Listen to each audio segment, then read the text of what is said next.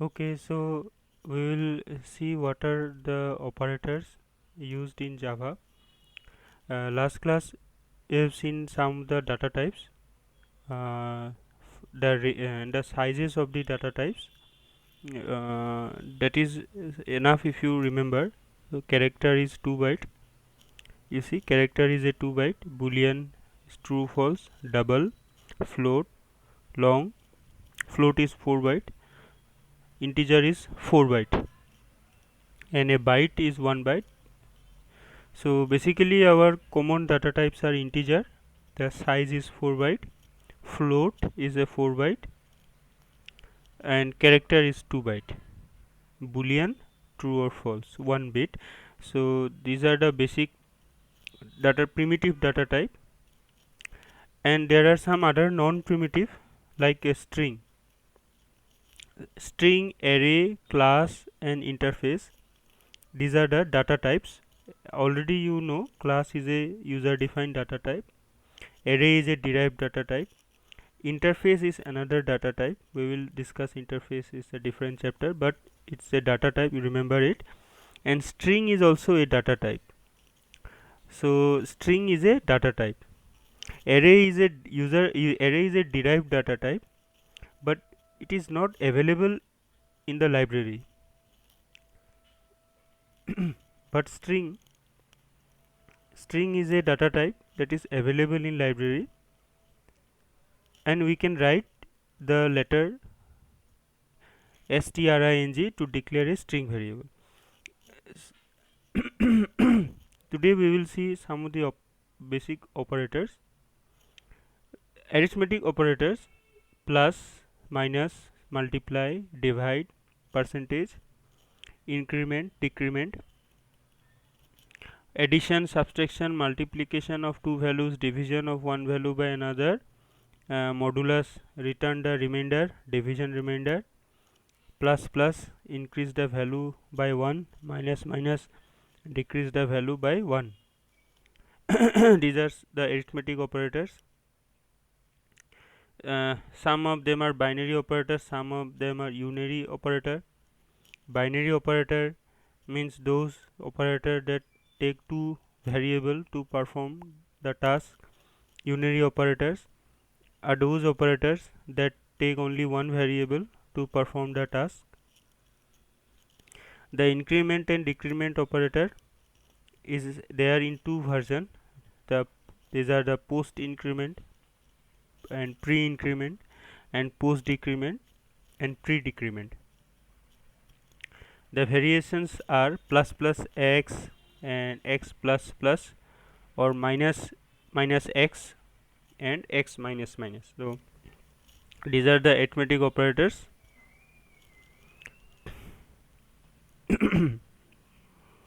Then there are some assignment operator. Is equal, x is equal 5, 5 is assigned to variable x. Plus equal to, x plus equal to 3 means x is equal to x plus 3. Minus is equal to, x minus is equal to 3, x is equal to x minus 3, x star is equal to, x is equal to x star 3. So like this, these are some of the basics one. Up to the first first 3 to first 4 are most common. The rest are not used so much, but still star is equal to is x multiplied by 3. Slash is equal to is x is equal to x divided by 3. Percentage is equal to x is equal to x, that means x is the x modulus 3, and is equal to x is equal to x bitwise and 3. So one, this is the bitwise and this is the bitwise operator. Or then horizontal slash is equal to, that is x is equal to x bitwise or 3.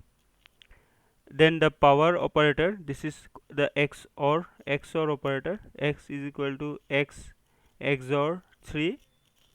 Then this is right shift is equal to x is equal to x right shift 3 times, and left shift x is equal to x left shift 3 times. Most common used are the first 4, mostly plus is equal to and is equal to, that is x is equal to 5 and x plus is equal to 3. These are the two mostly commonly used, but the rest of them you should know that these are also your assignment operators. Then there are comparison operators. Double equal to, for equal to comparison, x is equal to y. True and false to do test condition in the if else block. This is used many times. X is equal to y, then not is equal to, then greater than, less than, greater than or equal to, less than or equal to, and the result is always true and false. X is equal to y, result is either true or false. X not equal to y, result is either true or false. X greater than y, less than y, greater than equal to y, and x less than equal to y, result is either always in the true or false. Logical operator, logical AND, logical OR, logical NOT. Logical AND returns true if both statements are true. The AND operator is a binary operator. It has two conditions in the left side and the right side, and in order to the evaluation of the statement, both the statement should be the satisfied and it should be true, so that the condition is overall true. Then logical OR. So logical OR is also a binary operator. It has a expression in the left side and right side, and any one of it can be true for the evaluation to be satisfied. And logical NOT means whatever the result, it complements the result. So if the result is true, NOT operator will make the result false, and if the result of a condition is false, it make it true. In the example shown here, it is showed that x less than 5 and logical AND x less than 10. So x less than 5 depend upon what is the initial value of x, but in place of logical AND we can also use logical OR operator or any other combination of the other logical operators. So logical AND operator is written outside with a bracket, and the test condition is written inside the bracket, and the NOT operator is written in front. The NOT operator is written in front. So the syntax, some syntax is given as example. So a test condition is the example of 20 greater than 18, and if it is true, system.out.print 20 is greater than 18. So output is 20 greater than 18. Then there is another condition, time is equal to 20, integer int time 20.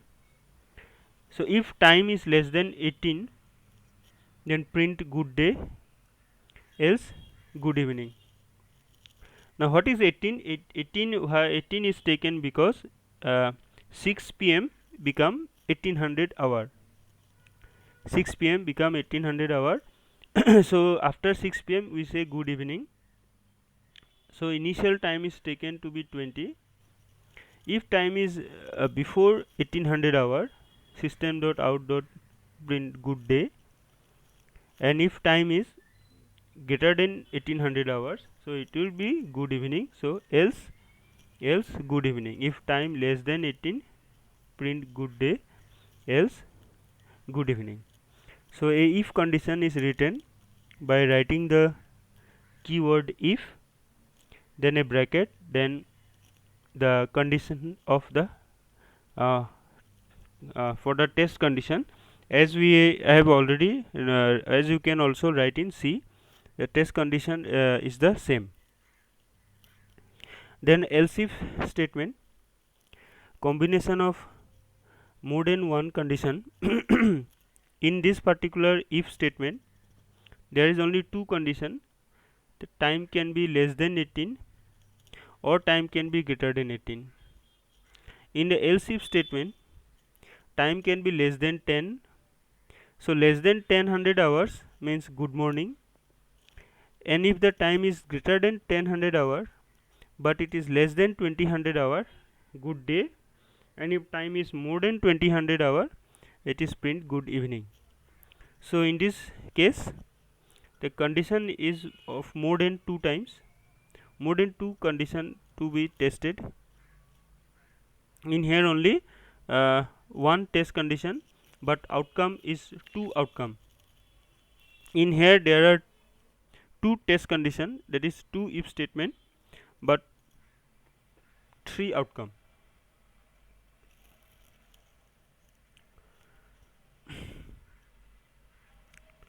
Next see some Java looping, for loop, while loop, do while loop. The state syntax of the for loop is written by writing the for keyword, then statement 1, statement 2, statement 3, then the curly bracket open, and the code block to be written is written inside the curly bracket. So for here example, for int I is equal to 0, I less than 5, I plus plus, and println I, system dot out dot println I. So value of the integer I is printed. I is starting from 0 and I is up to less than 5. So less than 5 means from 0 to 4. So the result println, since println is used, all value is print in new line. So 0, 1, 2, 3, 4 all are print in new line, because you have written system dot out dot print ln. Another for each loop is there here in Java. See how for each loop is used. For each loop is used by using the using for keyword, then writing the data type of a variable, then colon, and the list of variable then the list of data for which the for each statement is to be executed.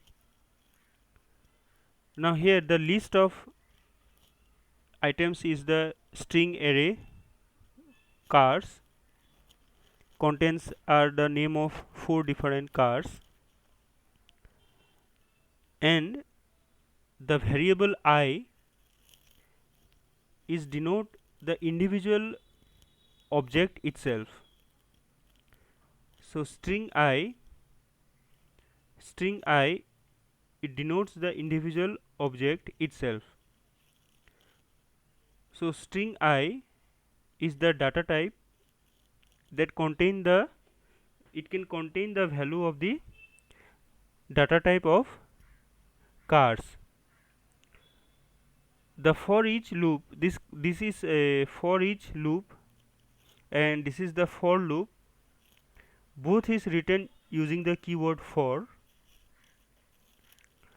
In particular this for each loop we are using a array, called string cars, but instead of using the index 0 1 2 3 for the array to access the string variable, what it can be done is a object of the data type can be taken and assigned to a variable. So here the object of the data type is the I and the list of values is cars. So here the object itself is going to be printed. So system.out.println I. So the name of the four different car types are printed. So in the for each loop, the data type of the object is written and the name of the list which contain the data is written, and no index parameter is used. This basically can be used in any object or a list of object. Basically, when we have a list of objects, mainly it can be in an array or it can be a linked list or it can be a set of class variable or class objects, it can be a list of students. So then instead of using the index 0 1 2 3, if our list is contained in an array, then Java provides this kind of a setting where the object reference can be written as it's shown by using the colon operator. With the left side of the colon operator is the assignment variable and the right side of the colon operator is the list that contain the values. So the left side of the colon operator, it should be a assignment variable like string I, and in the right side of the colon operator is the list of the name, means the list of the car type name, and no indexing is required, and it is done by the system, and it makes the easy, it makes the content easy. Now one interesting advantage of this kind of for each loop, when we are when you are using the for each loop, there is a interesting advantage that even you are using the for loop, if you here also you are using the for loop, but difference is we have to mention the size of the list 5. If we not mention the size of the list, then the for loop cannot execute. So when we have a requirement that we want to access the list of variable from 0 to n, but we don't know the size, or we say the size can be dynamic, or the list of the cars can keep on increasing, sometime some keep on decreasing, some new car may be added, some may be deleted, then the size we have no idea. So in this kind of a for loop, here the size of the list is not mentioned, the size of the n is not mentioned. What is mentioned is the name of the list, only the name of the list is mentioned, and this particular variable I will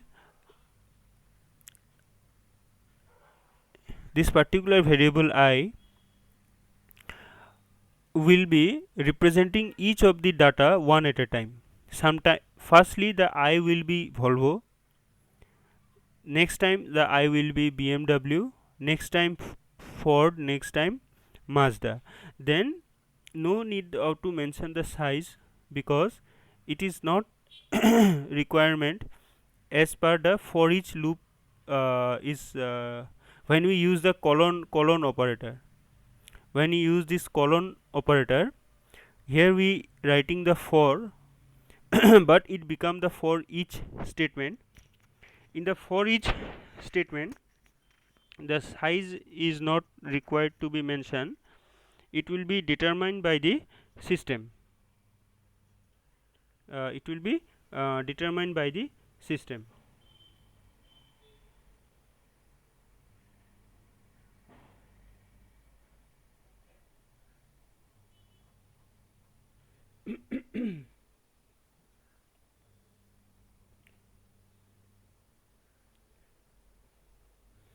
Next, while loop.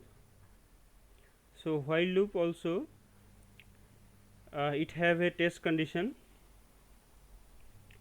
In the while loop, the test condition is written before the system is code can be executed, and the while loop there is a test condition, and until and unless the test condition is true, while loop keep on executing, and the test condition is generally written inside the while loop.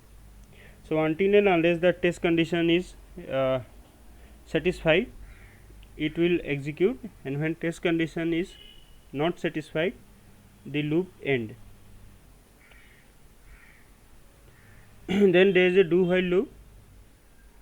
Do while loop condition is that the test condition is written after the block of code, and syntax is by writing the do keyword,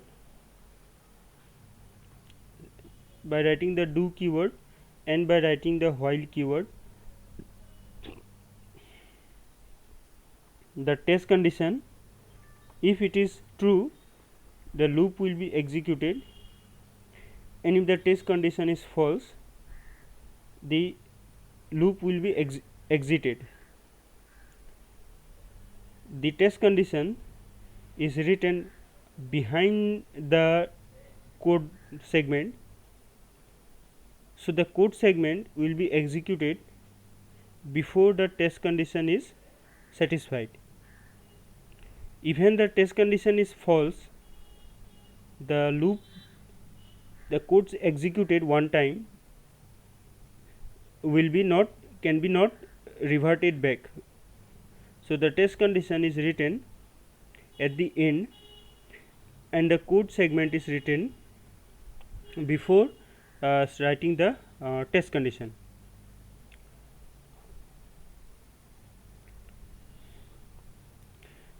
The for loop is generally used when we are sure that how many number of times we have to execute a loop, and if the loop if there is a set of values, and we know the number of the set number of the value the set contain, we can use the for loop.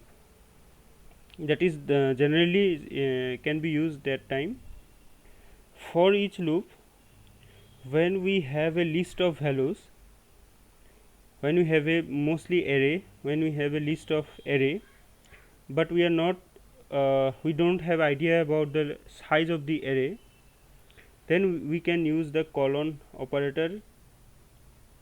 This is also called the for each loop. This is also called for each loop, where the keyword is the for but a colon operator is used, and the name of the list is given. So the name of the list is given, but the size of the n is not given. Like in the for loop, we are writing the for keyword, but also we give that I less than 5, and we are starting I is equal to 0, I plus plus. So we give everything, starting point, ending point, and the jump statement I plus plus, because we know that there are going to be 6 element 5 element, 0 to 4, it's going to be 5. But in here, in this case, suppose there is a array and we don't know what value it contain or how many value it contain, it is better we use the colon operator inside the for. This is called for each statement. Then there is a while statement. The while statement is used when there is a test condition to be satisfied. There is a test condition to be satisfied, and if the test condition is false, the loop should end. That is the time when a while loop can be used. A while loop can be used when we are not sure how many times a loop is going to be executed.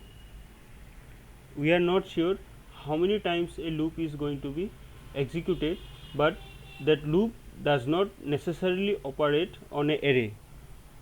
For each loop, for this kind of a colon operator, we are not sure how many times the loop is going to execute. Like in for loop, we sure that it going to be execute from 0 to less than 5, so we are use for loop. The for each loop is used when the number of data in the list we are not sure. So basically this is related to a list of item. Then the while loop is not necessarily always, means not necessarily to the list of item. It may be some different test it may be some different condition, like say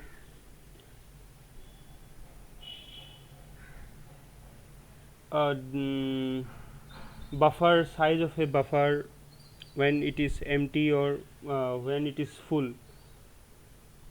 Those times we can use a while loop.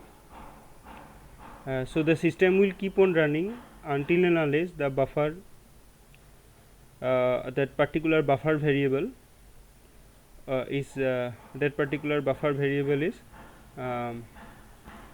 full. If the buffer variable is not full, then the loop will keep on running. In that or suppose there is a one particular variable, that particular variable is determine the status of a system. So suppose overheating. So when you are using your laptop, when you are using your laptop, the sensor in the laptop, you can use a while loop to write the sensor overheating is equal to while overloading is not is equal to true. That means while overheating is equal to false. So while overheating is equal to false, so you cannot tell whether after 2 hours the overheating will be complete, or when you are running a laptop, or after 1 hour your laptop will be overheat, or after 10 hours your laptop will be overheat. It may be depend upon your use of your laptop, what is the purpose of what purpose you are using, whether your laptop is a brand new or old laptop.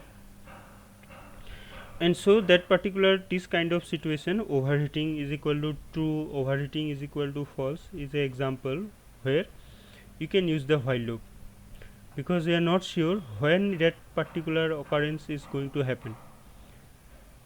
We are not sure that whether after 2 hours, whether after 3 hours. It may be depend upon the uses. Then there is a do while loop. In the do while loop, test condition is written at the end of the code segment. Can anyone give an example, a real life example that while loop and do while loop, the difference is while is test condition is written before the code segment, and in the while loop and the do while loop, test condition is at the end, that is at the after the code segment is executed, then the test condition is performed. Can anyone say some example, maybe from your syllabus or from the real life?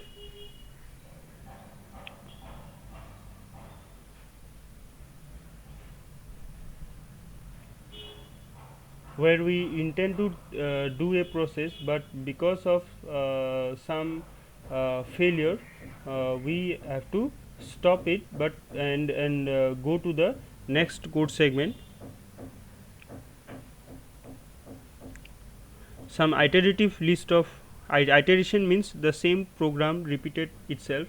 Iteration loop is the that particular section of code that repeat itself. It's not like if else, that if some test condition is false, then do one code, else do another code. The test condition, if it is the false, then it exit. If the test condition true, the same code is repeated more than one time, that is in the do while. But it is in the do while, at least one time the system will be executed. In the while condition, the test condition is given, test condition is at the starting. Can anyone say example?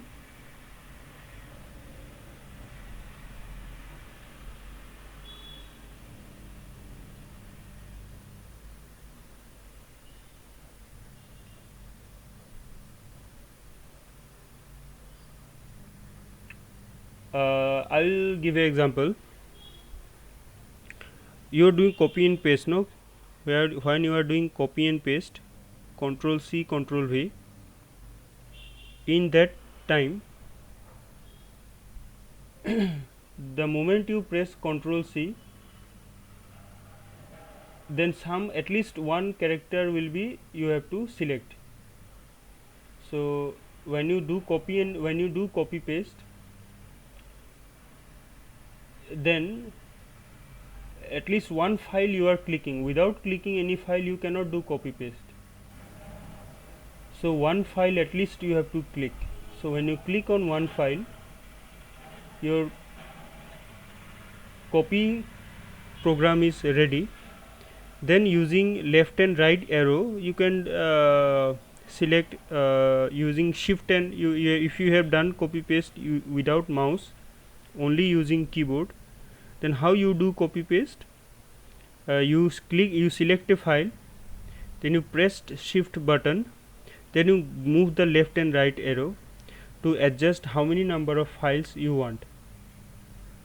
So the moment you leave the shift button, your copy files are selected.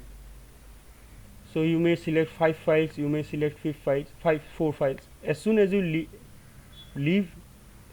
as soon as you move your finger from the shift button, those files only will be copied. But initially the first file will be copied and it will be ready for paste. As soon as you press the shift button, while your shift button is in the press down mode, while you press the shift button, that time your copy paste program, all the file will be copied. As soon as while you release the shift button, that particular list of file will not be copied. So the shift button, you can say that you have to do some task before pressing the shift button, and basically the shift button is used to repeatedly perform what we are intend to do. And there are some more examples, like your VLC button, pause button. Yeah, the particular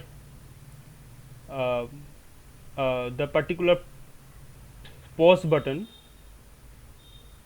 So the pause button cannot be given before your movie means the program to pause. The program, if you write a program to play a movie, the pause condition or any other condition, pause condition or fast forward condition or the stop condition, you can we cannot give it before. See, when you open the VLC player, by default actually movie starts to play. When you double click the movie start to play. Then the do while condition, if you want to stop the movie, you have to use a do while condition, and inside the code of the do while, you will have to write the program so that the movie can play infinitely. Not infinitely means if it is a 1 hour movie or 2 hour movie, but if you want to pause the movie, or if you want to stop the movie, then that particular program will have to write do while.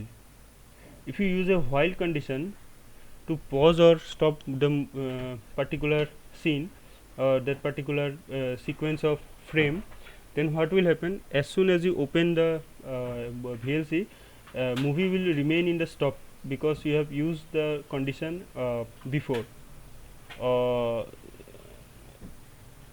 And but if you want to do if you want that the test condition, that particular the movie, that is you want to repeatedly perform the framing, the frame program, the test condition you desire to put at the end of a end of the section where the movie will be playing. So those kind of some of the examples you can cite to understand why do while and why while, what is the purpose of in the real life when to use a do while condition and when to use a while condition. So these are some of the things you should think about.